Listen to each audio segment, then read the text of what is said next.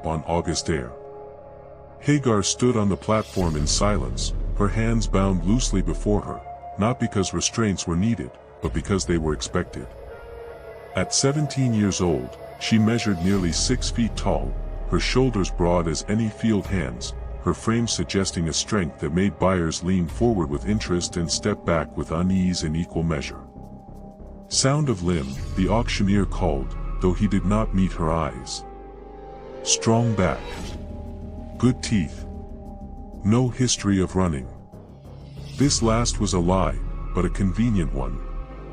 What the auctioneer did not say, what could not be printed on the bill of sale that would change hands before noon, was that this was Hagar Ashford's 12th sale in as many years.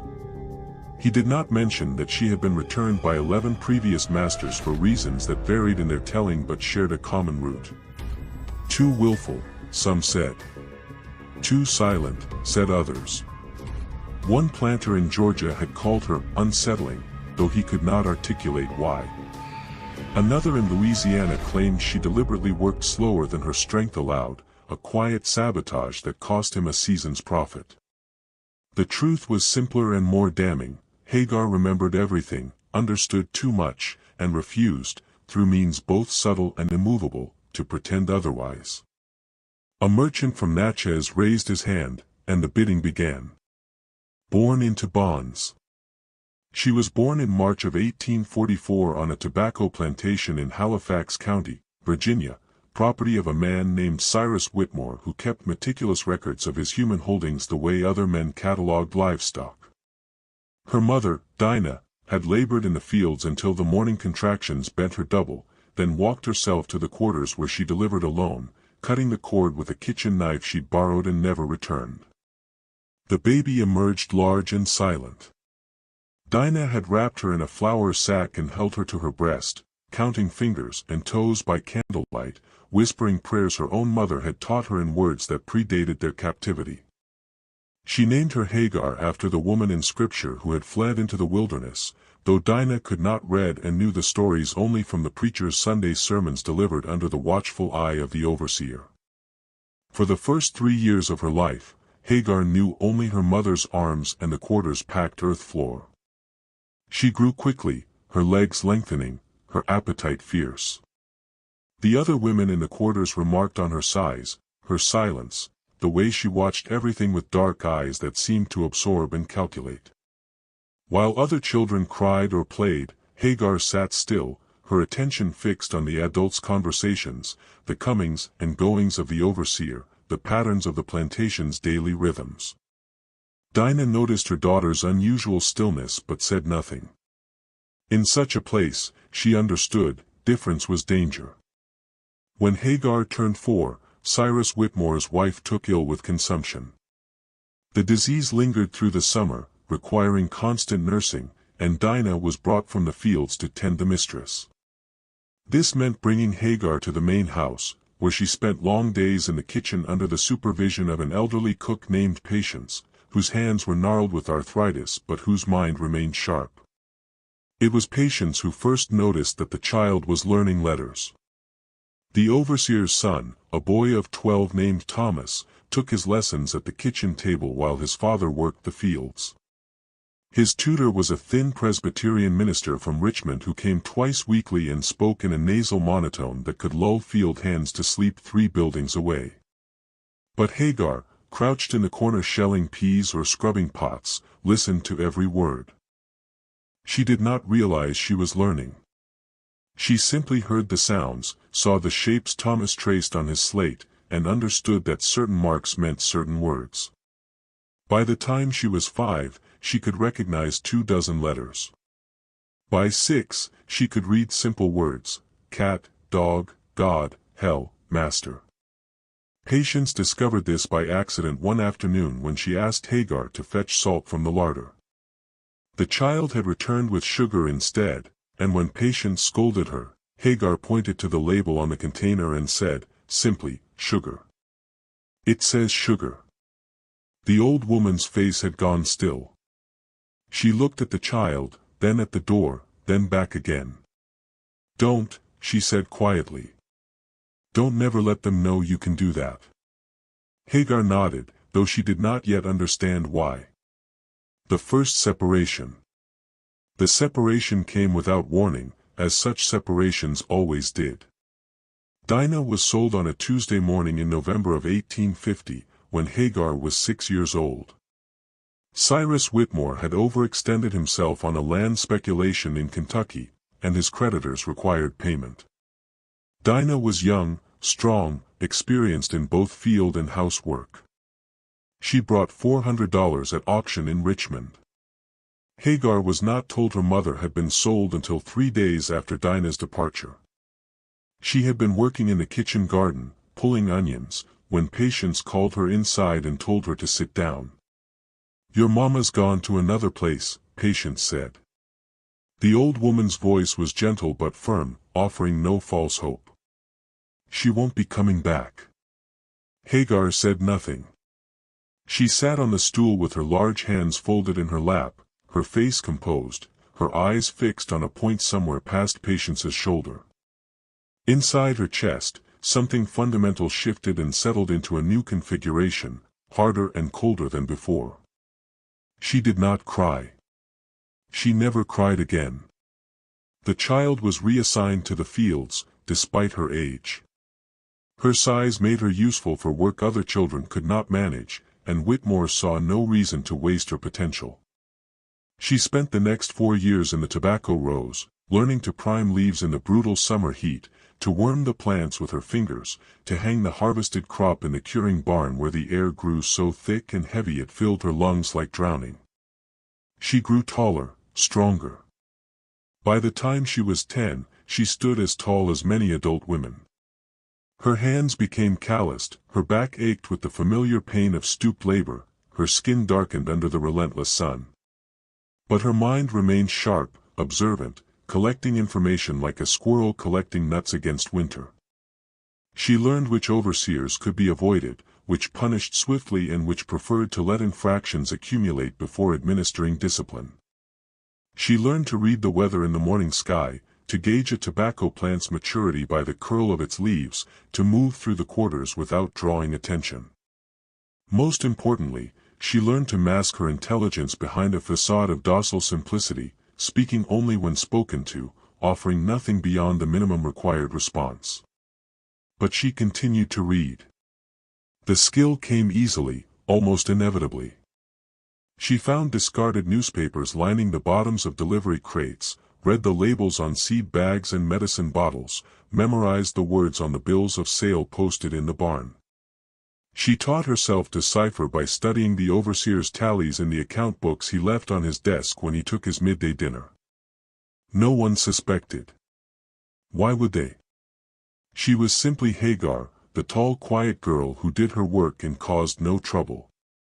The first sale. Cyrus Whitmore died in the winter of 1854, when Hagar was 10 years old.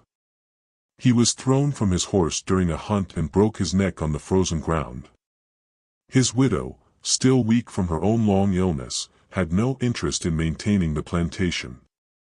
She sold everything within 3 months.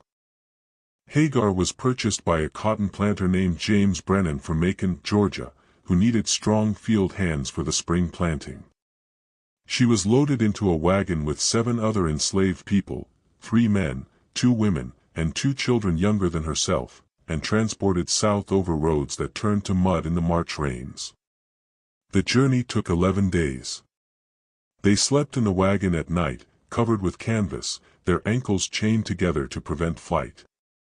Hagar used the time to observe her new companions, to learn their names and histories through whispered conversations after dark. There was Moses, a man of perhaps 30 whose back carried the raised scars of multiple whippings. There was Sarah, a woman with gentle eyes who hummed spirituals under her breath. There was Samuel, barely 8 years old, who cried for his mother the first 3 nights until Moses told him quietly to stop, that tears would change nothing. Hagar said little, but she listened. She learned that Brennan's plantation was larger than Whitmore's, that it ran on cotton rather than tobacco, that the overseer was a man named Hutchins who was known for his creative punishments. She learned that running was difficult but not impossible, that there were safe houses to the north for those brave enough or desperate enough to try, that some who ran were never heard from again while others were returned in pieces, their bodies displayed as warnings. She filed all of this away for future reference. The Brennan plantation consisted of 800 acres along the Ocmulgee River, worked by nearly 60 enslaved people who lived in 2 rows of cabins behind the main house. The soil was red clay that stuck to everything, the summers were brutal, and the work was endless. Cotton required constant attention from planting through picking, and Brennan drove his laborers hard to maximize yield. Hagar was assigned to a cabin with Sarah and 3 other women. She was given 2 dresses made of osnabug cloth that chafed her skin, a pair of shoes that would last until autumn if she was careful, and a weekly ration of cornmeal, salt pork, and molasses. The overseer, Hutchins, looked her over with an appraising eye and assigned her to the second gang, the workers who followed behind the prime hands to perform lighter but still essential labor. She worked without complaint. She learned the rhythms of cotton cultivation, the spring planting, the summer hoeing, the fall picking that bent the back and bloodied the fingers. She grew stronger still, her height and strength eventually moving her to the first gang where the work was hardest but also where she could observe the most. And she continued to read. She found a torn almanac in the trash heap behind the main house and studied it at night by the light of the fire, memorizing the phases of the moon, the dates of planting, the expected weather patterns. She read the Macon newspaper when it was used to wrap supplies from town, learning about politics and cotton prices and distant wars. She began to understand that the world was larger and more complex than the plantation boundaries, that there were places where people like her were not property, that there were debates and arguments about the very system that held her captive. This knowledge was dangerous, but she could not unknow it. The pattern emerges. James Brennan sold her after 2 years, in the spring of 1856. The reason, he told the trader who purchased her, was that she worked too slowly for his liking. This was not entirely false. Hagar had developed a method of labor that appeared industrious while actually accomplishing less than her strength allowed. She moved steadily but not swiftly, picked cotton thoroughly but not quickly, hoed rows carefully but not efficiently. The result was that she met her daily quota without exceeding it, a quiet form of resistance that cost Brennan profit while giving him no clear grounds for punishment. Hutchins had suspected this strategy but could never prove it. He had tried various methods to increase her output: encouragement, threats, reduced rations, assigning her to different tasks, but Hagar simply maintained her steady, inadequate pace, her face blank, her responses minimal. Once, in frustration, he had struck her across the shoulders with a hickory switch, raising welts that took weeks to fade. She had accepted the punishment without flinching, without crying out, and returned to her work at exactly the same pace as before. This infuriated him more than defiance would have. "She's sound enough," Hutchins told Brennan. "But there's something not right about her. She's too quiet. Too watching. The others are afraid of her." This last was true. The other enslaved people on the Brennan plantation had learned to keep their distance from Hagar. She was not unkind, but neither was she warm. She shared her rations when asked, helped with heavy lifting when needed, but formed no close friendships, joined in no evening songs, offered no words of comfort or solidarity. She existed among them but not quite with them, a presence both physical and somehow removed. The trader who bought her was a man named Alastair Goff, who specialized in what he called difficult stock, enslaved people who had been troublesome to previous owners but might yet prove valuable with the right placement. He paid $200 less than Hagar's market value and transported her by riverboat to New Orleans, where the slave markets were larger and more varied. She was sold at auction to a sugar planter named Etienne Robichaud, who owned a plantation along the Mississippi below Baton Rouge. Robichaud was a Creole gentleman who spoke French and English with equal fluency, dressed in imported suits, and ran his operation with mechanical precision. He needed workers who could endure the grinding labor of sugar cultivation, which was widely acknowledged to be the most demanding and dangerous agricultural work in the South. Hagar lasted 9 months. The work was indeed brutal, cutting cane in fields infested with snakes and rats, feeding the cane into crushers that could take a hand or an arm if one lost focus for a moment, stoking the fires under the boiling kettles where the juice was reduced to sugar and molasses. The heat in the sugar house during harvest was infernal. The shifts ran 18 hours or more, and workers frequently collapsed from exhaustion or succumbed to injuries that festered in the damp climate. Hagar endured all of this without complaint. What she could not endure, apparently, was Robichaud's head driver, a free man of color named Claude who had purchased his own freedom years ago and now helped manage the plantation's enslaved workforce with a zeal that bordered on cruelty. Claude resented Hagar from the first day, her size, her silence, her refusal to show deference to him or fear of his authority. Their conflict came to a head during the harvest of 1856. Claude had ordered Hagar to work through the night feeding cane into the crusher, a task that required constant vigilance and left no room for rest.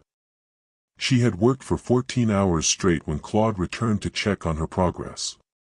He found her sitting on the ground, her eyes closed, apparently asleep. He struck her across the face with his walking stick, splitting her lip. Hagar stood slowly, blood running down her chin. She was nearly a head taller than Claude, and when she looked down at him, her expression was not angry or fearful but simply empty. She said nothing. She simply stood there, looking at him. Claude raised his stick again, but something in her stillness made him hesitate. He lowered his arm, stepped back, and told her to get back to work. The next morning, he told Robichaud that Hagar was lazy and insubordinate, that she deliberately slept while on duty, that she looked at him in a way that suggested violence. Robichaud, who valued Claude's management skills and had no particular attachment to Hagar, put her up for sale. The accumulation of owners.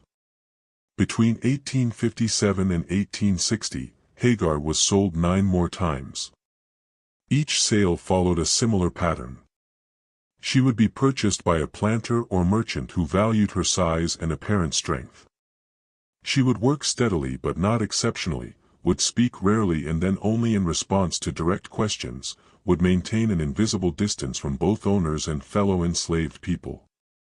And then something would happen, a confrontation with an overseer, a perceived slight, an instance of what was called dumb insolence, and she would be sold again.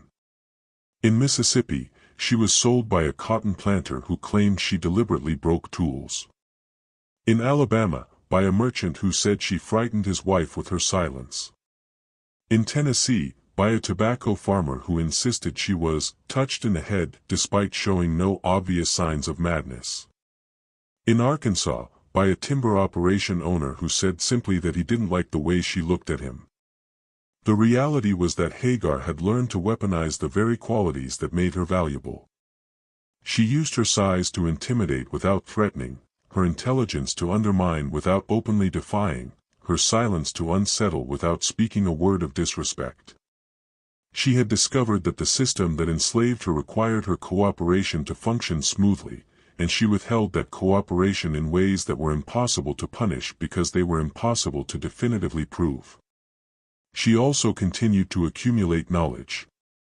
In each new place, she observed the local geography, noted the roads and rivers, listened to conversations about neighboring states and distant cities.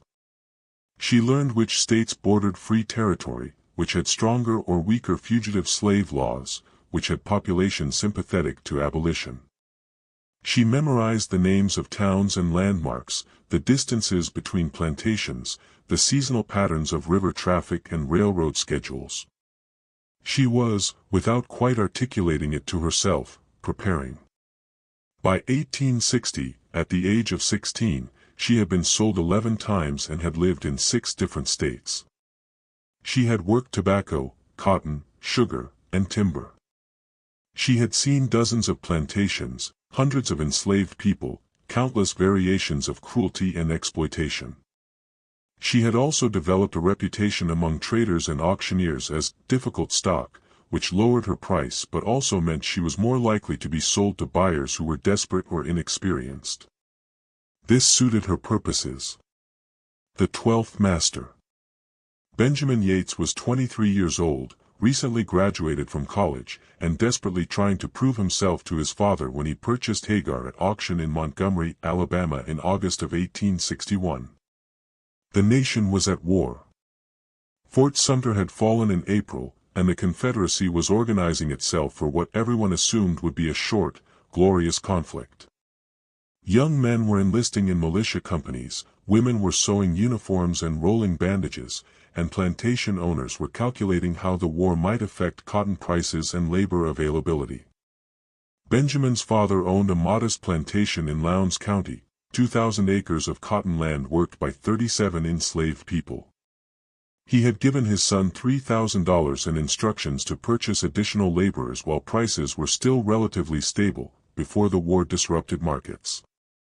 Benjamin, eager to demonstrate his judgment and business acumen, attended the auction in Montgomery with plans to buy 3 strong field hands. He came away with Hagar and $200 in change. She had been the last lot of the day, brought out after the prime stock had been sold. The auctioneer had been honest about her history, perhaps too honest. 12 prior sales, he'd announced, which had caused a ripple of laughter through the crowd. But sound of body, and Lord knows she's big enough to do the work of 2. Benjamin had watched her stand on the platform, her wrists loosely bound, her face expressionless. He had noticed her height, her broad shoulders, the obvious strength in her frame. He had also noticed something else, something he could not quite name, a quality of attention in her eyes, a sense that she was observing the crowd as much as they were observing her. The bidding had opened at $300 and stalled at $400. Benjamin had raised his hand to $500, and when no one countered, she was his. He approached her after the sale, feeling both proud of his purchase and vaguely uneasy under her level gaze. "What's your name?" he asked. "Hagar, sir." "Why have you been sold so many times, Hagar?" She looked at him for a long moment before answering. "Bad luck, sir." It was not the answer he expected, and it was delivered with such perfect neutrality that he could not tell if she was being honest or insolent. He decided to interpret it as honesty. "Well," he said, "you'll have better luck with me. I'm not a harsh master. Do your work properly and you'll be treated fairly." "Yes, sir," she said. He had her transported to the Yates plantation along with 3 mules and several tons of supplies he'd purchased in town. The journey took most of a day, and when they arrived, Benjamin's father examined Hagar with the practiced eye of a man who had bought and sold human beings for 40 years. "She's too tall," he said. "Tends to indicate a difficult temperament." "She was a bargain," Benjamin replied. $500 for someone her size and strength. "If she was a bargain at $500, there's a reason," his father said. "But she's yours now. Put her in the fields and see what she's worth." The Yates Plantation. The Yates Plantation was neither the largest nor the cruelest Hagar had experienced, but it carried its own particular flavor of oppression. Benjamin's father, Marcus Yates, was a man who prided himself on his reasonableness. He did not whip excessively, did not separate families unnecessarily, provided adequate rations and medical care. He preferred what he called proper management to violence, believing that enslaved people, like mules or oxen, performed better when treated with a degree of consideration. This made him more dangerous than crueler masters, because it obscured the fundamental brutality of the system behind a veneer of benevolence. The overseer, a thin Scotsman named Douglas MacIntyre, shared this philosophy. He rarely raised his voice, never struck anyone in anger, and administered punishments with a calm deliberation that was somehow more chilling than rage. When correction was required, he applied it methodically, so many lashes for this infraction, a day in the stocks for that one, reduced rations for a week for something else. He kept detailed records and consulted them frequently, noting patterns of behavior and adjusting his management strategies accordingly. Hagar was assigned to a cabin with 2 other women, both older, both field hands who had been on the plantation for years. She was given her rations, her work assignment, and a clear explanation of what was expected of her. McIntyre informed her that the quota was 200 pounds of cotton per day during picking season, that the workday ran from dawn to dusk with a break at noon, that anyone who met their quota would receive full rations while those who fell short would have their food reduced proportionately. She nodded and said nothing. For the first month, she worked at her usual steady pace, meeting her quota but never exceeding it. McIntyre observed her closely, noting in his account book that she was capable but not industrious, quiet to the point of sullenness, requires supervision to maintain output. Benjamin checked on her weekly, still proud of his purchase, still eager to prove he'd made a sound investment. He would walk through the fields in the late afternoon, pausing to watch the hands at work, occasionally asking McIntyre for reports on individual workers. "How is that big girl working out?" he asked in September. "The one I bought in Montgomery." "Hagar."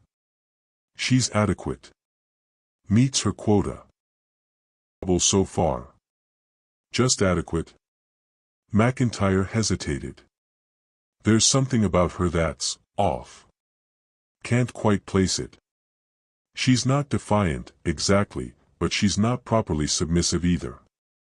The other hands keep their distance from her." "Is she a problem?" "Not yet. But I'm watching her." Part 9, The Education Discovered. The discovery came by accident, as such discoveries always did. It was October, and the cotton harvest was in full swing. Hagar had been sent to the barn to retrieve empty picking sacks, and while there, she'd paused to examine a newspaper that had been left on a workbench. It was a Montgomery paper from the previous week, and the headline announced another Confederate victory in Virginia. She was reading the article, actually reading it, her lips moving slightly as she parsed the words, when she heard footsteps behind her. She turned to find Benjamin Yates standing in the barn doorway, his face a mixture of surprise and confusion. "Can you read that?" he asked. Hagar's mind raced through possible responses. Denial seemed pointless, he'd clearly seen her reading. Admission was dangerous, potentially fatal. Teaching enslaved people to read was illegal in Alabama, had been illegal in most southern states for decades. The punishment for literacy could range from whipping to sale to, in extreme cases, death. She decided on partial truth. "Some words, sir," she said quietly. "Just a few. Learned them by accident, hearing the letters from your father when he reads out the orders." It was a plausible lie. Marcus Yates did sometimes read announcements and instructions aloud to the assembled workers, and Hagar could claim to have picked up some basic literacy through exposure. Benjamin stepped closer, picked up the newspaper, and pointed to a word. "What does this say?" "Victory, sir." He pointed to another word. "And this?" "Manassas, sir." He studied her face, his young features troubled. "Where did you really learn to read, Hagar?" She met his eyes steadily. "Here and there, sir. Different places. I never meant any harm by it." This was true, in its way. She had never intended her literacy to cause harm, only to understand the world that enslaved her, to glimpse possibilities beyond the plantation boundaries. Benjamin was silent for a long moment. Finally, he said, "This is illegal." "You know that?" "Yes, sir. If my father found out, or McIntyre, they'd have you whipped. Probably sold." "Yes, sir." "Then why risk it?" She had no answer that would make sense to him, no way to explain the hunger that drove her to decode the marks on paper, to understand the words that described her as property, to see herself reflected in print as 3/5 of a person, as chattel, as a thing to be bought and sold. So she said only, "I don't know, sir." Benjamin folded the newspaper and tucked it under his arm. "Don't let anyone else see you doing this. And don't tell anyone we had this conversation. Understood?" "Yes, sir." "Thank you, sir." He nodded and left, and Hagar stood in the barn feeling the weight of a new complication settling over her like a net. The alliance. Benjamin Yates began visiting Hagar more frequently after that day. At first, his visits were cautious, almost furtive. He would find excuses to check on whatever task she was performing, would ask her simple questions, would watch her work with an expression that suggested he was trying to solve a puzzle. Gradually, his visits became longer, his questions more complex. One evening in November, he came to her cabin after dark. The other women who shared the space made themselves scarce, recognizing the danger and the impropriety of a young master visiting alone. Benjamin sat on a stool near the fire while Hagar stood by the door, maintaining the physical distance that was both legally required and socially expected. "I've been thinking about our conversation in the barn," he said. "About your reading." Hagar said nothing. "It's remarkable, really. That you taught yourself. Most of our people can't even recognize their own names in writing. Most haven't had the opportunity, sir." He glanced up at her. "Is that what you call it? Opportunity?" "I don't know what else to call it, sir." Benjamin was silent for a moment, staring into the fire. "I've been reading the papers," he said finally. "About the war. About the debates in Congress before it started. Some of the northern politicians say that slavery is evil, that it degrades both the enslaved and the enslaver. They quote scripture, talk about natural rights, claim that all men are created equal." "Yes, sir," Hagar said carefully. "I've read some of those arguments. What do you think of them?" It was a dangerous question, possibly a trap. But Hagar sensed something in Benjamin's tone, a genuine curiosity, perhaps even a nascent doubt. "I think," she said slowly, "that the arguments are well made, sir. But thinking something is true and acting on it are different matters, sir." Benjamin nodded. "That's wisdom. More wisdom than I expected." He stood, brushing dust from his trousers. "I want to try an experiment, Hagar. I want to see just how much you can learn, how far your intelligence extends. I'll bring you books, not here, too dangerous, but I'll leave them in the barn, in a sack behind the feed bins. You can read them at night if you're careful. Will you do that?" Hagar's heart was racing, but her voice remained steady. "Why, sir? What purpose does it serve?" "I don't know yet," he admitted. "Maybe none. Maybe it's just curiosity. But I want to understand what you're capable of. Will you do it?" "Yes, sir." "And you'll tell no one?" "No one, sir." Over the following months, Benjamin provided Hagar with a strange and eclectic education. The books he left for her ranged from agricultural manuals to political philosophy, from religious texts to scientific treatises. She read them all, slowly and carefully, by the light of candles she made from kitchen scraps, during the few hours between the end of the workday and sleep. She read Jefferson's notes on the state of Virginia and found his contradictory arguments about human equality and Negro inferiority. She read selections from Aristotle and Locke and Hume.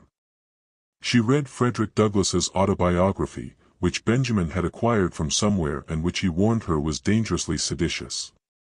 She absorbed all of it, filing away facts and arguments and perspectives, building a mental library that no one could confiscate or destroy. Benjamin began to quiz her on what she'd read, engaging her in discussions that would have been unthinkable in any other context. They debated political philosophy, agricultural science, theology, always in hushed tones, always with the understanding that discovery would mean disaster for both of them. For Benjamin, these conversations were an intellectual exercise, a way to test his own education against an unexpected intelligence. For Hagar, they were something else entirely, a glimpse of the person she might have been in a different world, a confirmation that her mind was as capable as any, a quiet act of resistance against the system that defined her as less than human. The war closes in. By the spring of 1862, the war that everyone had expected to be brief and glorious had settled into something darker and more grinding. News from the front came irregularly, carried by newspapers that were weeks old by the time they reached Lowndes County and by soldiers on leave who told stories of mud and blood and chaos. The Confederacy's early victories had given way to stalemate, and the reality of industrial warfare was beginning to dawn on a population that had imagined the conflict in romantic terms. On the Yates plantation, the war's effects were subtle but accumulating. Marcus Yates had lost 2 of his best field hands to conscription, had seen the price of cotton fluctuate wildly as markets destabilized, had watched his son grow increasingly troubled and withdrawn. Benjamin had been exempt from military service due to his role managing the plantation, but he seemed almost to resent this exemption, as if he felt his masculinity questioned by staying home while other young men went to fight. His visits to Hagar became less frequent but more intense. He spoke of the war with increasing bitterness, of the politicians who had pushed for secession, of the economic system that made the whole conflict necessary. He questioned things he'd been taught to accept, examined assumptions he'd never before challenged. "Do you think we'll win?" he asked her one evening in March. "I don't know, sir. But if you had to guess." Hagar considered. She had read enough newspapers, absorbed enough information, to form an opinion, but giving it to him was risky. Finally, she said, "The North has more people, more factories, more railroads. The South has better generals and more motivation. It could go either way, sir, but the longer it lasts, the worse for the South." Benjamin nodded slowly. "That's what I think too. But no one wants to hear it. My father says it's treason to doubt our cause, that God favors the righteous and will prevail through faith and courage." He laughed bitterly. "As if faith and courage can stop artillery shells. What will you do, sir, if the South loses?" "I don't know. Hope the North is merciful, I suppose. Hope they don't take everything." He looked at her. "What will you do, Hagar? If you're freed?" It was the first time he had ever directly acknowledged the possibility of her freedom, and the question hung in the air between them like something fragile and dangerous. "I don't let myself think about that, sir," she said quietly. "Why not?" "Because hoping for something you can't control is worse than not hoping at all, sir." The catalyst. The moment that changed everything came in July of 1862, on a Thursday afternoon during the hottest part of the day. McIntyre had been driving the field hands hard, pushing for maximum output before the summer heat became completely unbearable. Hagar had been working since dawn, her hands moving mechanically through the cotton plants, her mind elsewhere. She was thinking about a passage she'd read the previous night in a book of natural philosophy, something about the laws of motion and equal and opposite reactions. She didn't notice Marcus Yates approaching until he was standing directly in front of her. "You," he said. "The tall one. Hagar." She straightened, lowering the sack of cotton. "Yes, sir. McIntyre says you've been meeting your quota but just barely. Says you're capable of more." "I work as hard as I can, sir." "I don't think that's true." Marcus's voice was calm, reasonable. "I think you're lazy.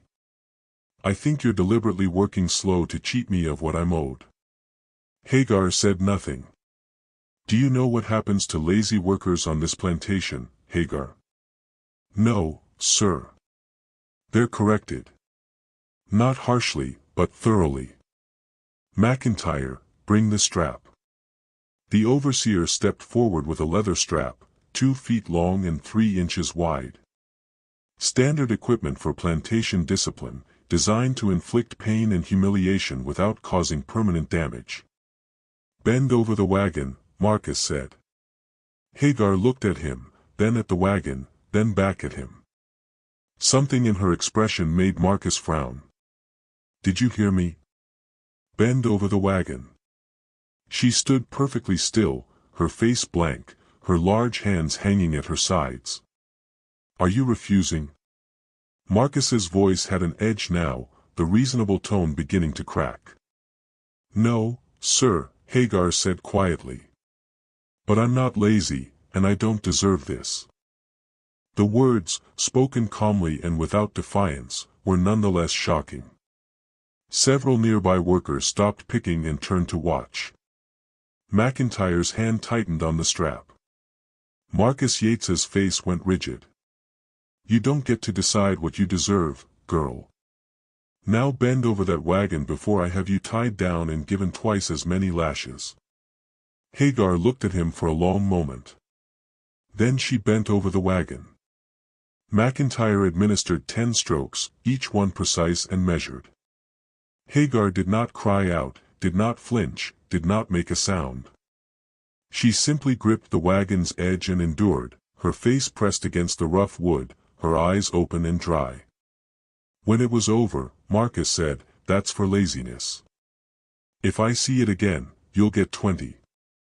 Now get back to work." Hagar straightened slowly, picked up her sack, and returned to the cotton rows. But something fundamental had shifted. The punishment itself was nothing she hadn't endured before. What changed was the realization that even here, even with Benjamin's fragile protection, even with her carefully maintained facade, she was still property to be disciplined at will. That night, in the barn, she found a note tucked into the book Benjamin had left for her. It said simply, "I'm sorry. I couldn't stop him. But I'm working on something. Be patient." She burned the note in her candle flame and sat in the darkness, thinking. The plan. Benjamin's plan, when he finally revealed it, was both audacious and naive. He came to her cabin in late August, after his father had gone to Montgomery on business and McIntyre was dining with a neighboring planter. The other women had made themselves scarce again, and Benjamin paced in the small space like a caged animal. "I've been thinking," he said, "about what happens when the war ends. If the North wins, and I think they will, slavery will be abolished. That's inevitable now. Lincoln will push for it, the radicals in Congress will demand it, and we'll have no choice." "Yes, sir," Hagar said. "When that happens, there will be chaos. Freed slaves everywhere, no system for managing them, no way to maintain order. But some people will prepare. Some will see the change coming and adapt." "What are you saying, sir?" Benjamin stopped pacing and looked at her directly. "I'm saying that I want to free you. Not now, that would cause too many problems with my father, would raise too many questions. But when the war ends, or when it becomes clear that the end is coming, I'll give you your freedom papers. I'll help you get north if you want, or you can stay here and work for wages if you prefer." Hagar felt something strange and unfamiliar in her chest, not quite hope, because hope was dangerous, but something adjacent to it. "Why, sir?" "Because it's right," he said simply. "Because these conversations we've had have shown me that you're as intelligent as I am, maybe more so. Because I can't reconcile what I've been taught to believe about Negro inferiority with the evidence of my own eyes.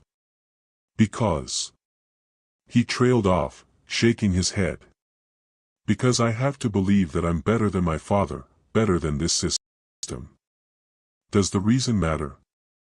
"It might, sir." "Well, that's my reason. Will you accept it?" She studied him carefully. He was young, earnest, troubled by his conscience in a way that was both admirable and fragile. He meant what he said, she thought. But meaning something and being able to do it were different matters. "I accept it, sir," she said. "And I thank you for it." "Don't thank me yet. It might be months before it's safe. Maybe a year or more. Can you be patient? I've been patient all my life, sir. He nodded and left, and Hagar sat alone in the cabin, turning his promise over in her mind like a coin of uncertain value. The betrayal. The betrayal came from an unexpected quarter. One of the women who shared Hagar's cabin was named Martha, a woman of perhaps 40 who had lived on the Yates plantation for 15 years. Martha was pious, careful, and terrified of punishment. She had noticed Benjamin's visits, had seen Hagar reading by candlelight, had heard whispered fragments of conversation through the thin walls. Martha believed, with the fervor of the truly frightened, that Hagar was bringing danger to them all. The reading was illegal. The private meetings with young Master Benjamin were improper. If they were discovered, everyone in the cabin might be punished, might be sold, might be separated from their families. So Martha went to McIntyre and told him what she knew. The overseer listened carefully, asked specific questions, and took notes in his precise handwriting. When Martha had finished, he thanked her for her loyalty and promised that she would not be punished for her association with Hagar's infractions. Then he went to Marcus Yates. The confrontation happened the next morning. Hagar was summoned from the fields to the main house, where Marcus and Benjamin and McIntyre waited in the study. The room smelled of tobacco and leather, and through the window she could see other workers moving through the cotton rows, their backs bent, their bags gradually filling. Marcus sat behind his desk, his face carved from stone. Benjamin stood by the window, refusing to meet her eyes. McIntyre stood near the door, his expression neutral. "I've received a serious accusation about you," Marcus said. "That you can read and write. That my son has been providing you with books. That you've been meeting with him in secret." He paused. "Is this true?" Hagar's mind raced. Denial was pointless. Martha had clearly provided details, and there might be physical evidence in the barn. Admission meant punishment, possibly sale, possibly worse. She decided on truth, or at least the portion of truth that might minimize the damage. "I can read some, sir. I taught myself over the years, picking up letters here and there. Your son discovered it by accident and was kind enough to." "Kind?" Marcus's voice cut across hers like a blade. "He was kind. He broke the law. He undermined the entire social order that keeps this plantation running. He treated you as if you were his equal, as if you were something other than property." "Father," Benjamin began, but Marcus silenced him with a gesture. "You'll speak when I tell you to speak." Marcus turned back to Hagar. "This is serious. Teaching slaves to read is illegal in Alabama. The penalty is severe. I could have you whipped raw. I could sell you to the worst plantation in Louisiana. I could." "Please, sir," Hagar interrupted quietly. "Don't blame your son. He was only trying to understand, to learn. The fault is mine for putting him in that position." Marcus stared at her, and something in his expression shifted. Are you trying to protect him? To shield him from consequences?" "I'm telling the truth, sir." "The truth?" Marcus laughed, a bitter sound.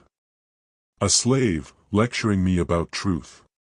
He stood and walked to the window, his back to the room.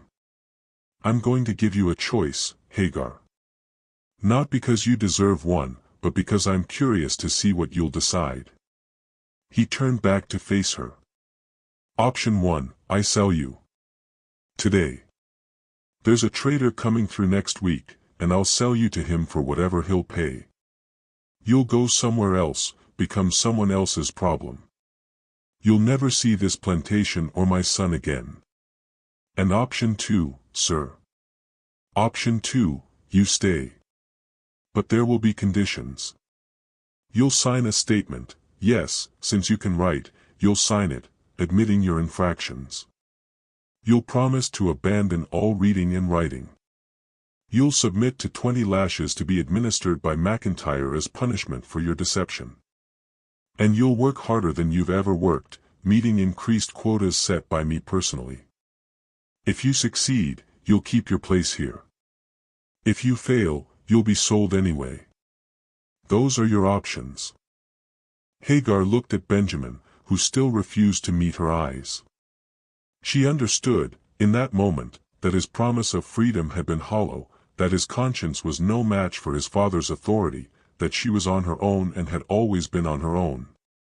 "I'll stay, sir," she said. "You accept the conditions?" "Yes, sir." "All of them? Including the punishment?" "Yes, sir." Marcus nodded slowly. "Very well.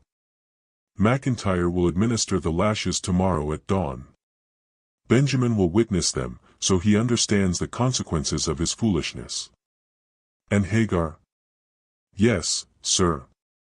Don't think this changes anything. You're still property. You're still subject to my will. And if I ever hear of you reading again, or of any other impropriety, I won't give you another choice. Understood?" "Yes, sir." The punishment and after. The whipping happened at dawn, in the yard between the main house and the quarters, where everyone could see. McIntyre